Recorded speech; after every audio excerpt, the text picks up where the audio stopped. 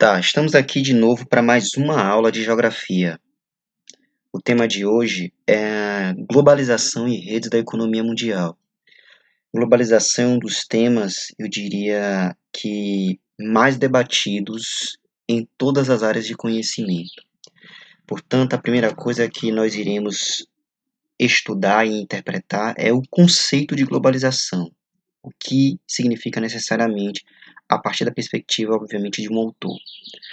A globalização é um termo elaborado na década de 1980 para descrever o processo de intensificação da integração econômica e política internacional, marcado pelo avanço nos sistemas de transporte e de comunicação. Por se caracterizar por um fenômeno de caráter mundial, muitos autores preferem utilizar o termo mundialização. Tá, como vocês podem perceber na leitura, e podemos interpretar dessa forma, a palavra em si, globalização, começou a ser utilizada a partir da década de 80, mas o fenômeno globalização começou bem antes disso, e nós iremos estudar exatamente esse processo e como atualmente ela se encontra como o principal vetor para a disseminação das ideias capitalistas liberais e, obviamente, neoliberais. Tá, essa imagem para mim é de grande valia pelo fato dela mostrar marcas que provavelmente vocês conhecem.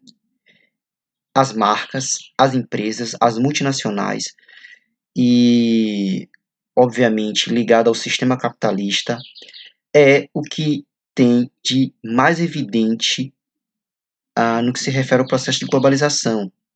São elas que carregam a globalização, são elas que promovem a globalização.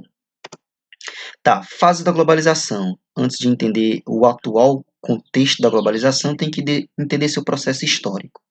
A primeira fase, que ocorreu no século XV ao XIX, podemos dizer que o início da globalização ocorreu com a expansão marítima europeia, responsável por uma transformação gradativa da estrutura social da época.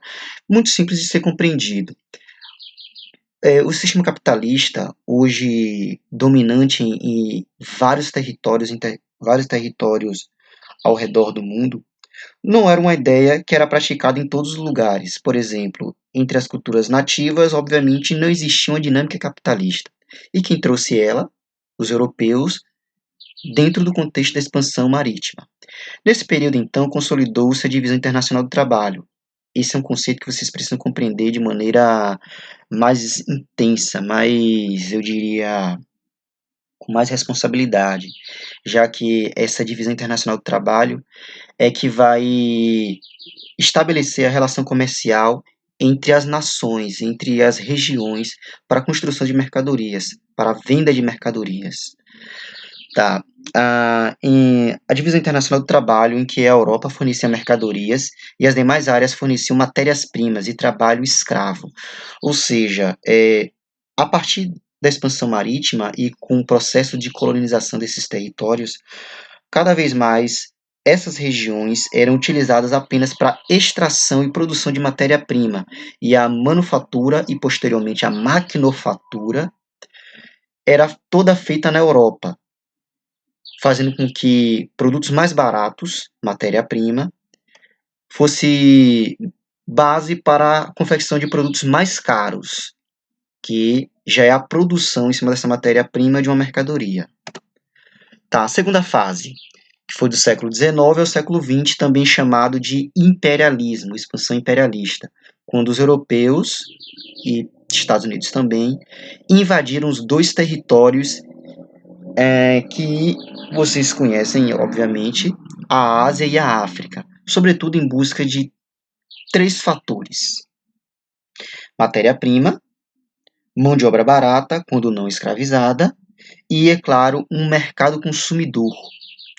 Com a expansão da dominação colonial europeia sobre territórios da Ásia e principalmente da África, além da consolidação do processo de industrialização no continente europeu, a globalização entrou, então, em uma nova fase. Quando fala processo de industrialização, que foi iniciada sobretudo na Inglaterra, cada vez mais países europeus se tornavam países industrializados e precisava minimamente desses três elementos que eu citei anteriormente: matéria-prima, mão de obra barata, se não escravizada, e obviamente um mercado consumidor para esses produtos industrializados. Com isso, o mundo foi se tornando cada vez mais interligado, embora tal interligação obedeça a uma hierarquia de dominação e dependência socioeconômica. Esse trecho é importantíssimo porque a gente vai falar um pouco mais dele, sobretudo se utilizando o doutor Milton Santos, baiano de Uauá, em que ele debate sobre os problemas causados pela globalização e propõe o que ele chama de uma outra globalização. Tá. A terceira fase, que é no contexto da Guerra Fria, foi demarcada sobretudo pelos avanços tecnológicos. Avanços tecnológicos que, inclusive, vocês se utilizam hoje em larga escala, que é a internet, a robótica, a biotecnologia e, é claro, a indústria bélica. Essa é a terceira fase. Ela é, obviamente, como as outras, base para a construção de uma quarta fase da globalização, que o que os autores argumentam, até hoje nós vivenciamos ela, que é o chamado capitalismo informacional. O próprio termo já denuncia o seu significado, o seu sentido, que ele quer atribuir como estrutura de narrativa, estrutura de significados, que hoje nós vivemos em uma rede de informações, de troca de informações. É claro que não é tão livre o acesso à informação. Informações privilegiadas, obviamente, continuam sendo informações restritas, sendo utilizadas apenas por grandes corporações. Tá, com a queda do Muro de Berlim, o esfacelamento da União Soviética e o fim da Guerra Fria, o mundo entrou em uma nova ordem mundial. A globalização também passou a um novo estágio. Ocorreu um avanço do sistema capitalista sobre os países denominados de segundo mundo, em sua grande maioria formada por países socialistas. Aí é interessante vocês entenderem que a Guerra Fria impediu o avanço do sistema capitalista, como o sistema capitalista impedia o avanço da estrutura econômica e política no modelo socialista. A partir de 1991, quando é assinado o fim da União Soviética, quando eu falo assinado porque foi um acordo de fato, o sistema capitalista passou a dominar as áreas antes controladas pelos socialistas. O sistema financeiro conseguiu avançar ainda mais por meio daquilo que o sociólogo Manuel Castells chamou de capitalismo informacional, ou pelo o que o geógrafo Milton Santos denominou por meio técnico científico informacional. Até então, já tinham sido desenvolvidos a internet, já tinham sido lançados os satélites, uma estrutura que foi e é decisiva para a expansão do sistema capitalista informacional. Ok, só para vocês terem uma ideia aqui. Primeiro dia do McDonald's.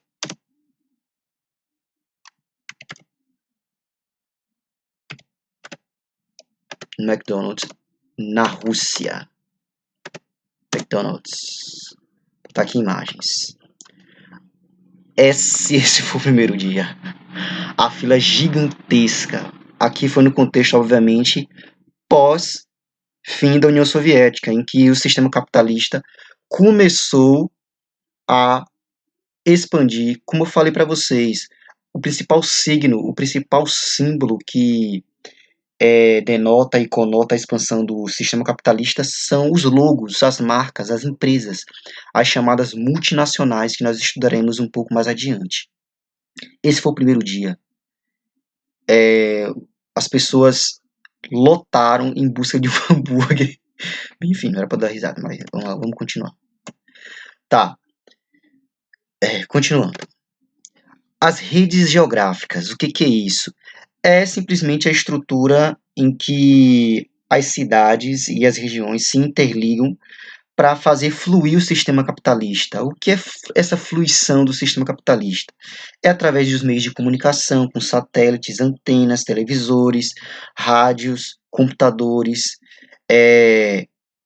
meios de transporte como navios, trens, aviões, ônibus, tudo que transporte tanto mercadorias, que pode ser de inúmeras formas, de... Na verdade, eu prefiro deixar para o professor de logística falar isso, conversar sobre isso. Tá, isso é um mapa exemplificando o tráfego, sobretudo aéreo, entre os países. É notório como o destaque está para as regiões que interliga Estados Unidos, países da Ásia, sobretudo Japão, China e Austrália, muito embora seja em menor escala, mas como as coisas se concentram nos Estados Unidos, vocês podem observar de maneira evidente.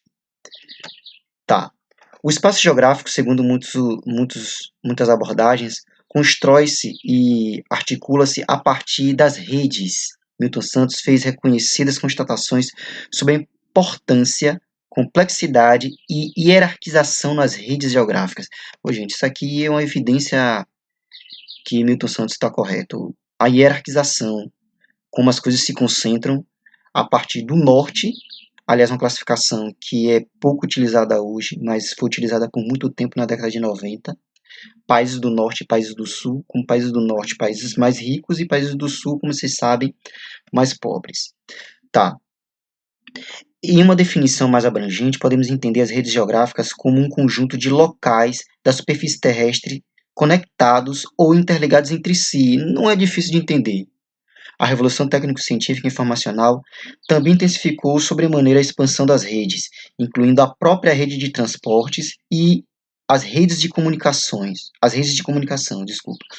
Então, é simples, como eu falei. Essas redes é o que se estabelece por contato entre as cidades, através das mercadorias, na compra ou na venda, ou através das pessoas circulando por esse espaço.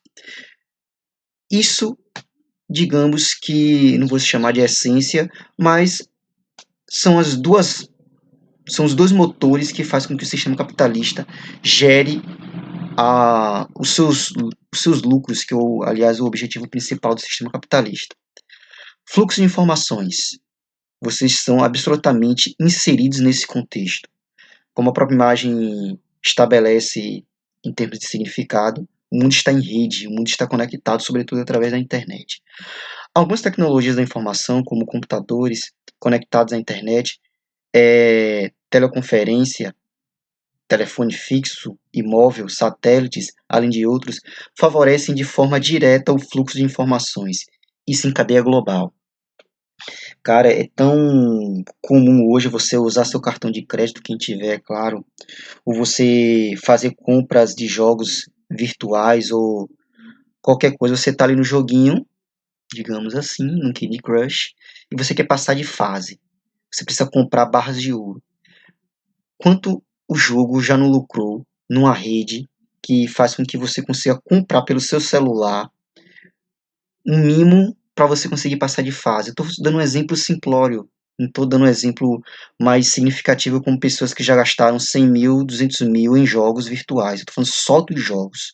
Estou falando de compras virtuais que hoje no Brasil é absolutamente comum, ou pagamento de contas de água, luz, telefone, consórcio ou qualquer outra coisa que possa gerar um boleto com código de barras. O leitor óptico, né? Tá. A internet e atividades ilegais. É interessante esse tópico. Se a internet propiciou uma rede econômica virtual constante, intensa e cada vez mais crescente, também, paralela a ela, isso não é um fenômeno atual, é um fenômeno que é histórico. Ao lado do sistema capitalista, há sempre movimentos dentro do próprio sistema capitalista ilegal. Então, eu trouxe aqui para vocês 5 atividades ilegais, obviamente há muitas outras. Aqui eu coloquei por uma hierarquia ligada ao lucro obtido por essa atividade ilegal, que são praticadas na internet.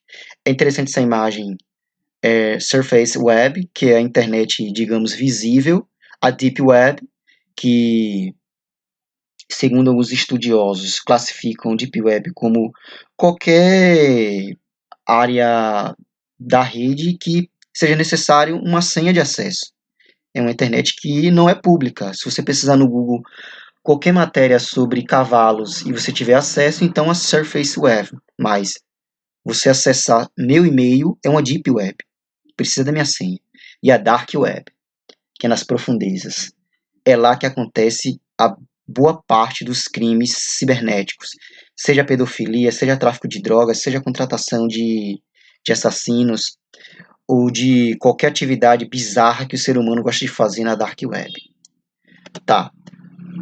Esses dados foram fornecidos pela BBC, obviamente que ela procurou fontes de organismos internacionais que fiscalizam essas atividades ilegais.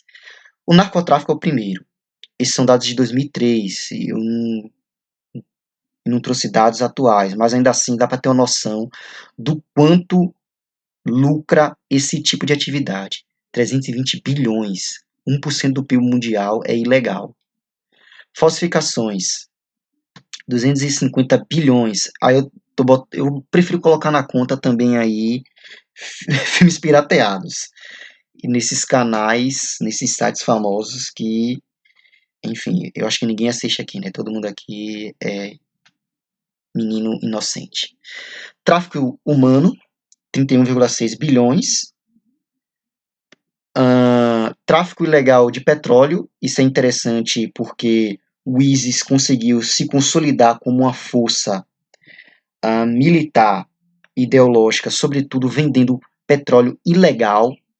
Eu posso estar enganado, mas a Turquia era um dos principais pontos em que eles conseguiam vender esse petróleo ilegal. Tráfico de vida selvagem é o que nós conhecemos também por biopirataria, a venda de peixes, de animais vivos ou mortos, de plantas medicinais, o lucro é de 10 bilhões. Tá. Diante disso, é interessante trazer o que é que significa, que é o fluxo de capitais. Evidentemente, no seu âmbito legal e no seu âmbito ilegal. A imagem ela mostra o que significa necessariamente esse fluxo de capitais, que é sobretudo dado pela bolsa de valores. Tá. No mundo globalizado em que vivemos, existe um grande fluxo de capital, transações financeiras, como compra e venda de ações de empresas, títulos e moedas. Esse tipo de atividade ocorre a partir de evoluções que aconteceram nos meios de comunicação. É o que eu estava. Desculpa. É o que eu estava citando agora há pouco relacionado ao cartão de crédito, o dos jogos online. Operações dessa natureza são executadas entre distintos países, quase que em tempo real. Isto é possível entre nações integradas no mercado financeiro internacional. Venda de petróleo, venda de cacau, venda de ações, na verdade, sobretudo através das ações de empresas.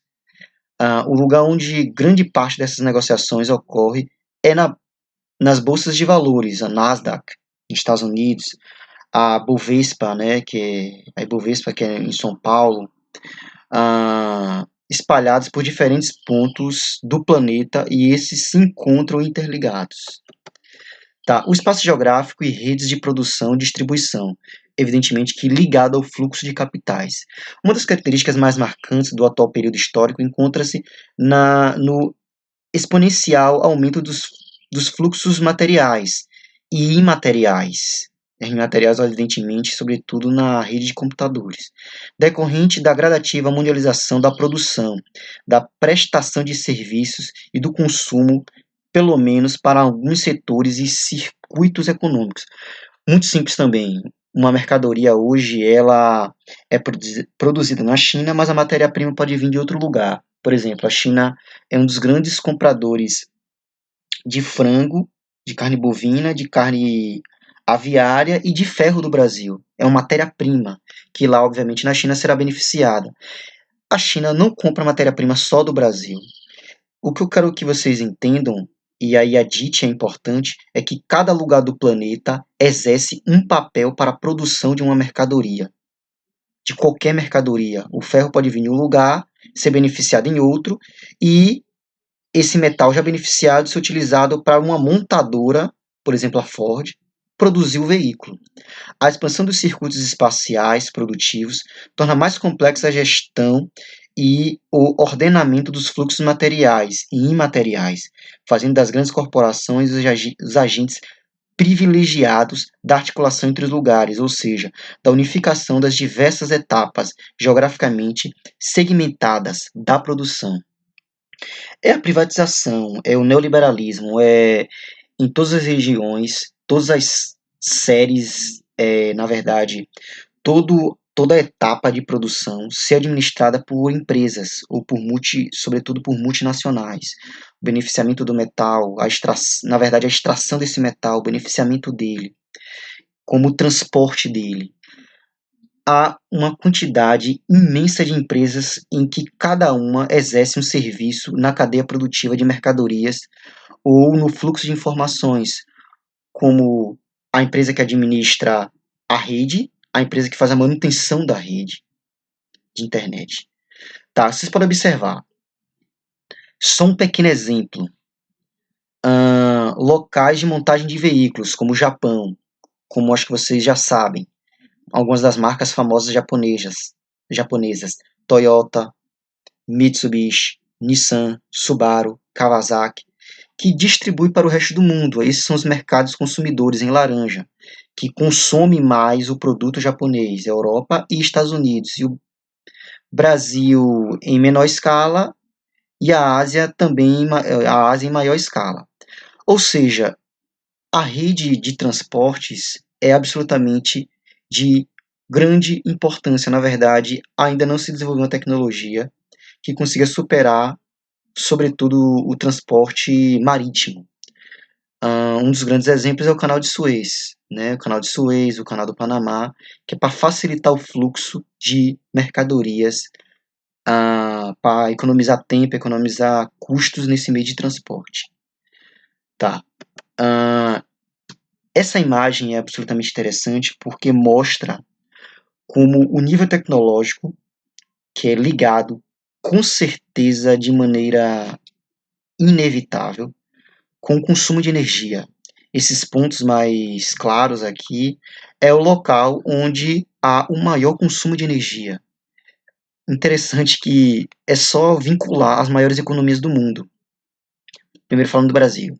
No Brasil você pode observar que as regiões norte, onde há um índice demográfico menor, como também é uma região menos industrializada, obviamente há uma quantidade muito ínfima de pontos luminosos, enquanto que vocês bem sabem, a região mais industrializada, onde se concentra a maior quantidade, na verdade, o maior consumo de energia do Brasil, que é em São Paulo, Rio de Janeiro e mais chegando para o sul, mas sobretudo em São Paulo.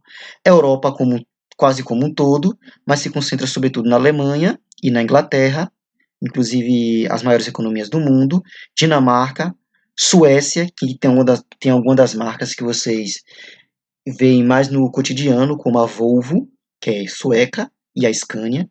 Estados Unidos, o que é mais curioso é que concentra sobretudo nos lugares onde iniciou a colonização inglesa, na parte leste, que é onde surgiu as 13 colônias.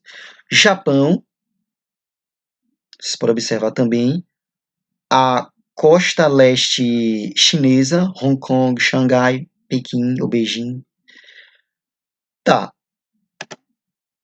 Uma das marcas, e a gente vai entrar no assunto multinacional. Vocês podem observar, marcas que vocês conhecem.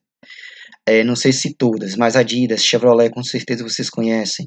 Alfa Romeo, Ambev. Alguém conhece que marca é essa, Ambev? Conhece sim. É simplesmente a empresa que administra marcas como Skol, Brahma, Antártica, Budweiser, são algumas das marcas.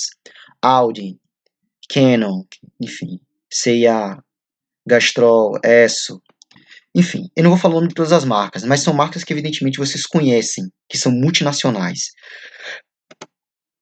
Conceito de multinacional. Uma empresa multinacional é caracterizada por ter sua matriz em um determinado país e atuar no mercado de outros países. Exemplo, Honda.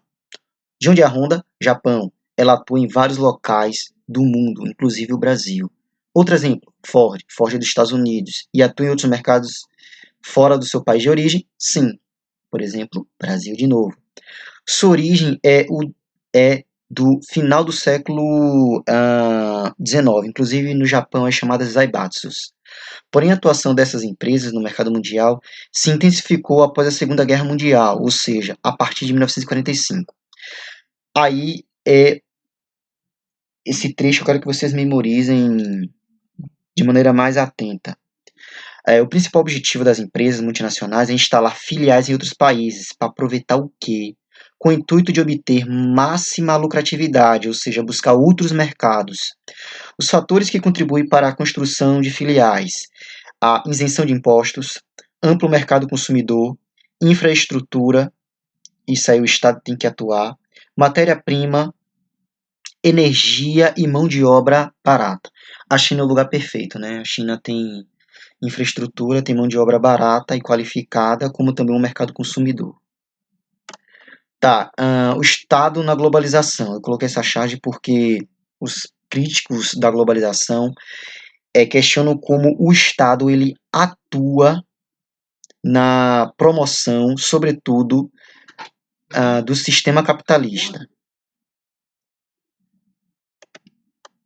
No sistema capitalista, o Estado sempre desempenhou funções fundamentais: a manutenção desse sistema, manter a lei e a ordem, preservar a propriedade privada, resolver conflitos entre grupos sociais e econômicos, defender as fronteiras do país, estabelecer e controlar as regras comerciais e econômicas e estabelecer as relações políticas e comerciais com outros países. Ou seja, o Estado tem a função de regular, sobretudo favorecendo as grandes empresas. É como o atual presidente defende. Na concepção dele, isso é uma forma de garantir a empregabilidade, ou seja, promovendo as grandes empresas, automaticamente vai promover a geração de empregos. Instalação de empresas estatais ligadas principalmente ao setor de infraestrutura, como a siderurgia e a petroquímica, isso foi no início. Depois, o neoliberalismo defendia que essas empresas estatais fossem privatizadas, obviamente. Construção e manutenção de equipamentos de infraestrutura, rodovias, ferrovias, viadutos, portos e aeroportos. O Estado garante uma infraestrutura para o sistema capitalista fluir. Participação acionária em empresas dos mais variados setores, isso aí foi no início também. Hoje o neoliberalismo defende cada vez mais a menor intervenção do Estado. Investimento em educação, é claro, para formar mão de obra qualificada. Saúde, moradia e pesquisa, sobretudo pesquisa.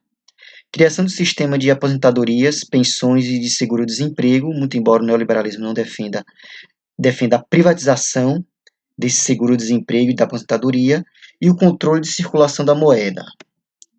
Tá, crise de 2007 e 2008, que foi necessariamente ela. Os estudiosos de economia preferem estabelecer que essa crise começou a germinar em 1998, ou seja, 10 anos antes. Os bancos dos Estados Unidos começaram a emprestar dinheiro a muita gente que não tinha como pagar.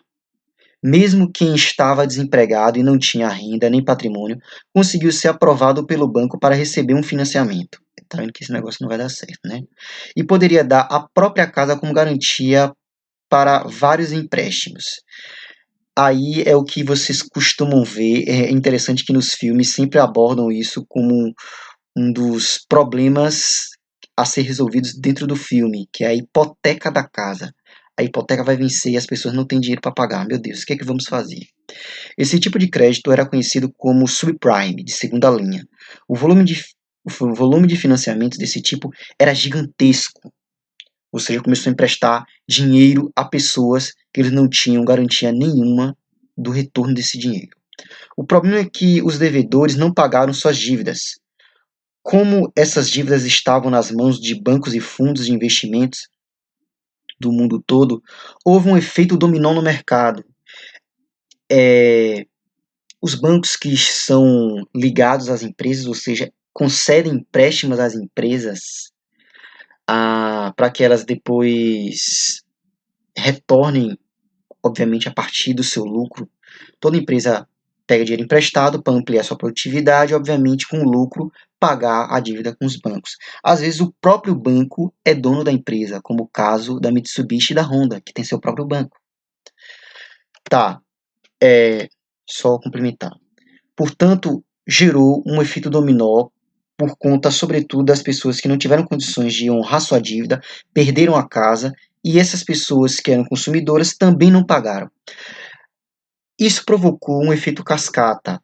Todos os países que eram ligados aos Estados Unidos, com o encolhimento da economia americana, ou seja, a diminuição do consumo, também quebrou empresas internacionais. Até hoje, essa crise é sentida no mundo todo. Países como Grécia e Espanha, elas ainda sentem o efeito da crise de 2007 e 2008. E para encerrar, por uma outra globalização, Milton Santos. Tá aí esse gênio da geografia. Tá. Qual é o argumento de Milton Santos? A crítica, na verdade. Todavia, podemos pensar na construção de um outro mundo. Estou colocando um trecho do livro dele. Mediante uma globalização mais humana.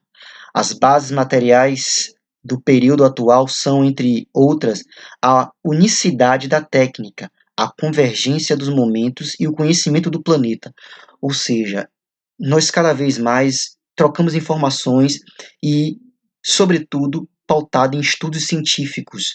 Nós avançamos em termos de racionalidade sobre o nosso conhecimento sobre o mundo, como ele funciona. Mas esse conhecimento e, sobretudo, a prática dele, a execução dele, é só para os privilegiados. Só é colocado a serviço de poucas pessoas no mundo. É nessas bases técnicas que o grande capital se apoia para construir a globalização perversa de que falamos acima do trecho do livro. Mas essas mesmas bases técnicas poderão servir a outros objetivos, se forem postas a serviço de outros fundamentos sociais e políticos. Ou seja, Milton Santos, ele acredita que a estrutura da globalização já construída ao longo da história, pode ser utilizada não mais a serviço de grandes empresários, e sim a população de maneira geral. E com esse trecho que eu encerro a aula de hoje. E aqui está as referências.